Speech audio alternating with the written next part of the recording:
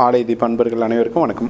ஆலய தீப அன்பர்கள் அனைவருக்கும் வணக்கம். இன்றைக்கி வாஸ்துல பார்த்தீங்கன்னாக்க இந்த வெளிநாடு வெளியூர் சம்மந்தப்பட்ட விஷயங்களில் ஏகப்பட்ட பேர்த்துக்கு ஏகப்பட்ட குழப்பங்கள் இருக்குது. ஏன்னா வெளிநாடு வெளியூர் சம்மந்தப்பட்ட இடத்துல ஒரு தொழில் ரீதியாக இருந்தாலும் சரி, ஒரு வருமான ரீதியாக இருந்தாலும் சரி, ஒரு வெளிநாட்டில் போய் வேலை செய்கிற வேலையாக இருந்தாலும் சரி, அவங்களால சரியான முறையில் ஈட்ட முடியல. ஒரு வெளிநாட்டில் தொடர்பு வச்சு அதனுடைய தொழில்கள் ஏற்படுத்தியும் எத்தனையோ பேர் அதில் சரியான லாஸை ஏற்படுத்திகிட்டு இருக்காங்க. இதுக்கான அமைப்புகள் என்ன அப்படிங்கிறத நான் உங்களுக்கு விளக்கமாகவும் தெளிவாகவும் சொல்கிறேன். அதை பற்றி நீங்கள் முழுசாக கேளுங்க.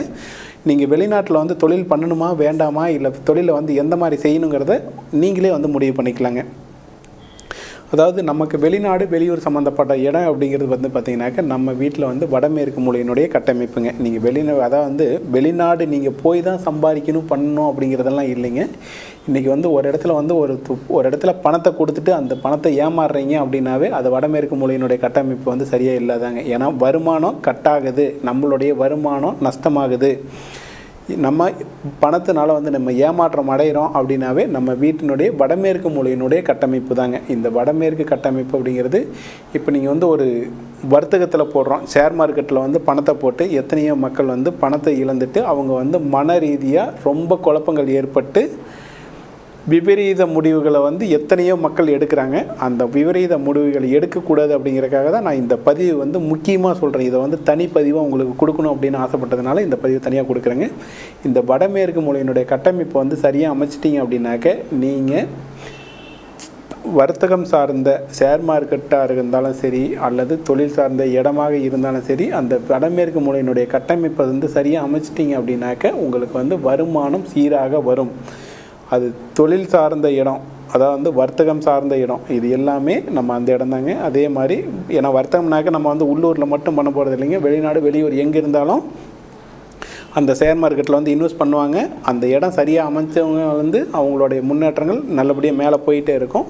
அதனுடைய இடம் சரியாக இல்லாதவங்களுக்கு பணம் போயிட்டே இருக்குங்க. அதாவது வடமேற்கு தான், அதாவது பணத்தை இழக்கிறதும் வடமேற்கு தான், பணத்தை கொடுக்கறதும் வடமேற்கு தான். அந்த அமைப்பை சரியான முறையில் நீங்கள் அமைச்சிக்கிட்டீங்கன்னாக்க போதுமானது, உங்களுடைய வருமானம் ஆட்டோமேட்டிக்காக வரும். அதே மாதிரி ஒரு உதாரணத்துக்கு ஒரு அன்பர் வெளிநாட்டில் போயிட்டு ஃபஸ்ட்டு ஒரு பல காலங்கள் இருந்தார். அவரோட ஒரு வருமானத்தை ஈட்டி மறுபடியும் திரும்பி இந்தியாவுக்கே வந்துட்டார். இந்தியாவுக்கு வந்ததுக்கப்புறம் அந்த பணத்தை இங்கே ஒரு தொழில் ஆரம்பிக்கிறாரு. அந்த தொழிலில் ஒரு நஷ்டத்தில் போயிடுது. நஷ்டத்தையும் தாண்டி அவர்கிட்ட இருக்கிற சொத்தையும் விற்கக்கூடிய ஒரு சூழ்நிலைகள் ஏற்படுற அமைப்பு ஏற்பட்டுருச்சு.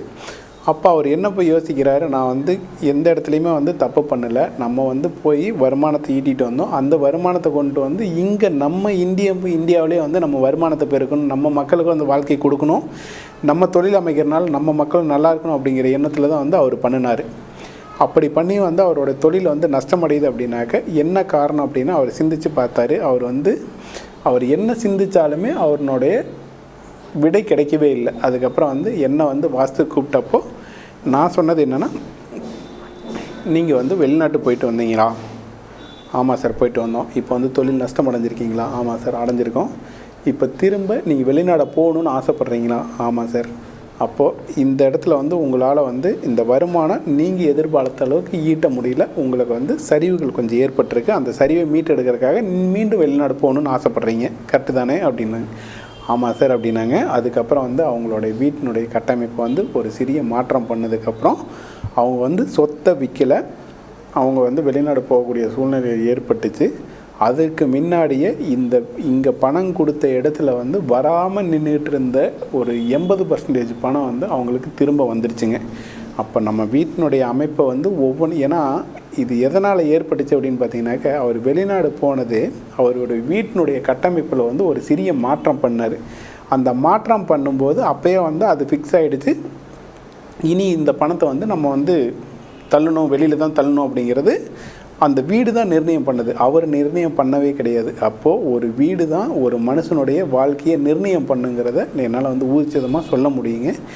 நீங்களே யோசித்து பார்த்தீங்கனாலும் உங்களுக்கே தெரியும். ஏன்னா நீங்கள் உங்கள் வீட்டினுடைய அமைப்பை, ஒரு வீட்டை கட்டுனீங்க, கட்டினதுக்கப்புறம் தான் உங்களால் ஒரு கடன் ஏற்படுது, ஒரு தொழில் உங்களால் சரியாக ஈட்ட முடியல, ஒரு குடும்பத்துக்குள்ளே சண்டை சச்சரவுகள் ஏற்படுது, ஒரு உடம்புல ஒரு பிரச்சனைகள் ஏற்படுது அப்படின்னாவே உங்கள் வீட்டினுடைய அமைப்பு தான். அதனால் உங்கள் வீடு தான் உங்கள் உயிருங்கிறத நீங்கள் மறந்துடக்கூடாது. உங்கள் வாழ்க்கையில் உங்கள் வீட்டினுடைய கட்டமைப்பு வந்து சரியான முறையில் இருக்கணும்.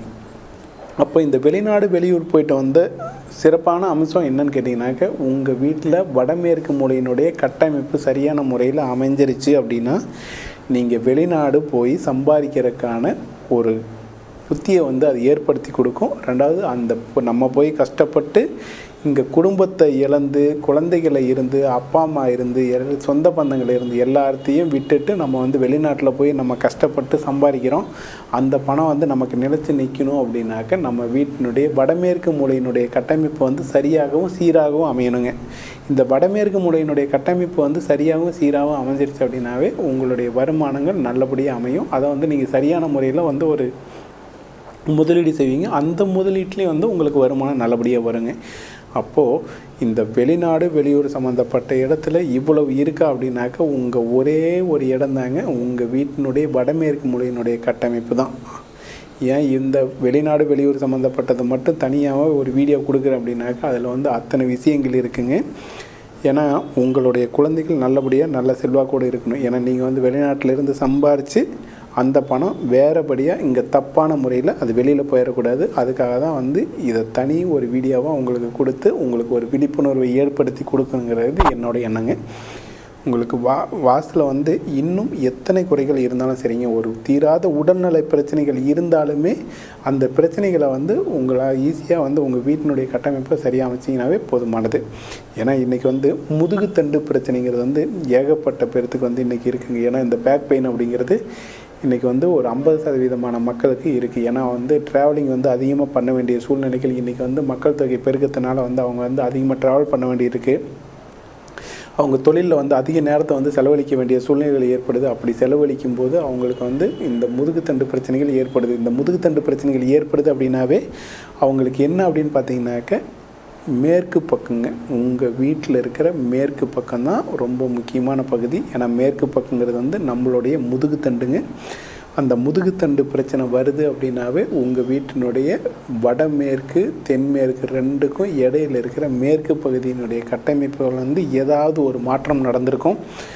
இவ்வளவு நாளாக இல்லாத வழி இப்போ வந்து நடந்திருக்கு அப்படின்னாக்க, அந்த இடத்துல வந்து ஒரு சிறிய மாற்றம் உங்களுக்கு தெரியாமையே ஒன்று நடந்திருக்குங்க. அப்படி நடக்கும்போது தான் வந்து உங்களுக்கு இந்த முதுகுத்தண்டு பிரச்சனைகள் ஏற்படுங்க. அதே மாதிரி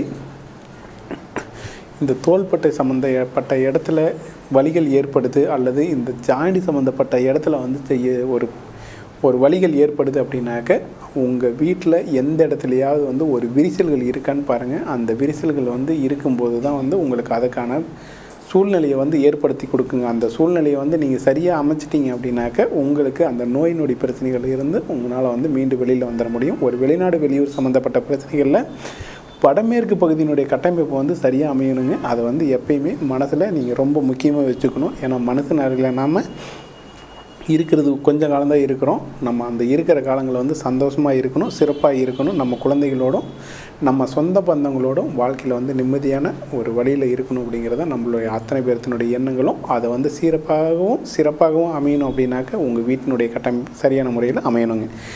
அது வந்து ஒரு பரிகாரம் அப்படிங்கிறது வந்து பார்த்திங்கனாக்க ஒரு சின்னது இருக்கலாங்க. ஆனால் வந்து நம்ம வந்து பெருசுப்படுத்தி நம்ம எதையுமே கொண்டு வர முடியாது. நம்ம வீட்டினுடைய அமைப்பு மட்டும் சரியாக அமைச்சிட்டோம்னாவே போதுமானது. உங்களுக்கு தேவையானது உங்கள் வாழ்க்கையில் தேவையான அத்தனையுமே உங்களுக்கு கிடைச்சிருங்க. வாஸ்து பற்றின கேள்விகளோ வாழ்வியல் சம்மந்தமான குழப்பங்களோ இருக்கும் பட்சத்தில் கீழே இருக்க நம்பருக்கு தொடர்பு கொள்ளுங்கள். அதற்கான தீர்வு எங்கிட்ட இருக்குது, அதனோட முடிவு உங்கள்கிட்ட இருக்குது. ஆலய தீபம் நண்பர்கள் அனைவருக்கும் என்னுடைய மனமார்ந்த நன்றிகளும் வணக்கங்களும்.